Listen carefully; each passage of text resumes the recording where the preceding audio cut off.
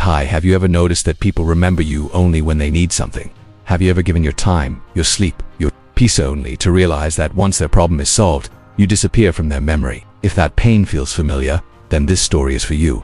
Because sometimes, the people we help the most are the ones who teach us the hardest lessons about self-worth. In a quiet little town, surrounded by long green fields and calm old houses, there lived a man named Daniel. Everyone knew Daniel. If a bicycle chain broke, they called Daniel. If boxes needed carrying, they knocked on Daniel's door. If loneliness crept in at night, people walked straight to Daniel's house. And Daniel never said no, he always smiled and said, "Of course, I'll help." People praised his kindness. They called him a good man.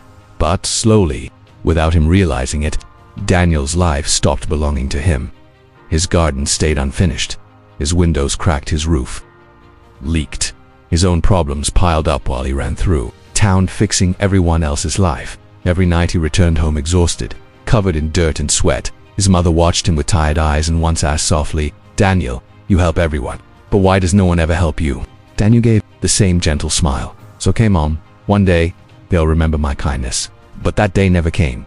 One evening, dark clouds gathered and heavy winds filled the sky. The town rushed to protect their belongings before the storm hit. Daniel ran out not to save his own garden, but to help his friend Oliver. They secured Oliver's tools and equipment, but Daniel's furniture stayed outside. His plants remained uncovered. His boxes stayed open. Then the storm arrived. Rain poured, winds howled, and when Daniel finally returned home, his garden was destroyed. He sat on the steps, rain dripping from his face, staring at the ruins of what once brought him peace. His mother placed a warm towel on his shoulders and whispered, "Today, Daniel, you saved everyone's things except your own." He said nothing, but inside him something cracked. The next morning, confused and empty, Daniel went to meet old Mr. Harris, a retired teacher who lived near the river. "Sir," Daniel said, "I help everyone, but I feel empty. I'm tired not from work but from people. Why does kindness feel like it's breaking me?" Mr. Harris looked at the flowing river and asked, "What happens when a river gives too much and forgets its boundaries?" "It floods," Daniel replied. "It destroys everything." Mr. Harris nodded. "Kindness without boundaries becomes self-destruction. You are kind, Daniel, but you have no limits. Sometimes saying no isn't selfish, it's survival for it." The next 7 days, he continued, don't say yes immediately. Ask yourself, will this cost me my peace, my energy, my growth?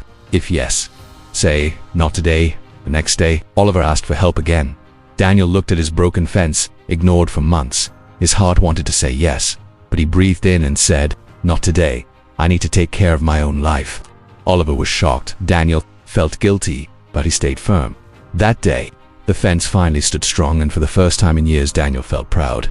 Over the next days, he refused small favors politely, and something strange happened. He felt lighter, calmer, at peace. When rain returned and his roof leaked, no one came to help him, so he helped himself. It was slow, it was hard, but when he finished, Daniel whispered, "So this is what strength feels like." Weeks passed. Daniel stopped sacrificing his sleep and peace. He cared for his garden. He invested in himself, and people changed. They respected him more. They stopped using him. The town stayed friendly, but Daniel was no longer a tool. One day, Mr. Harris visited and asked, "Did the world fall apart when you stopped saying yes?" Daniel smiled. "No, my world finally came together.